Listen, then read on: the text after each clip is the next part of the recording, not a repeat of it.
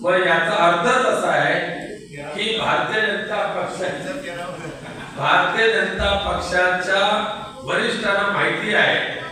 की रत्नागिरी सिंधुदुर्ग लोकसभा मतदारसंघाचे उमेदवार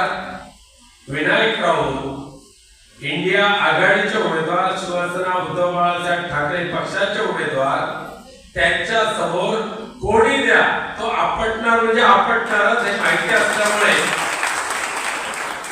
शेवटी ठीक आहे रिटायरमेंट झालेले ग्रस्त रिटायरमेंट झाल्यानंतर सुद्धा नोकरीमध्ये ठेवतात तसा प्रयत्न केला निवडणुकीच्या रिंगणामध्ये परंतु नारायण राणे या व्यक्तीबद्दल मला द्वेष नाही पण नारायण राणे ह्या व्यक्तीच्या माध्यमातून जी राणेबाज विकृती ह्या कोकणामध्ये निर्माण झालेली आहे ना त्यांचा आम्हाला राग आहे त्याचा तिटकार आहे म्हणून कालच्या मीटिंगमध्ये सुद्धा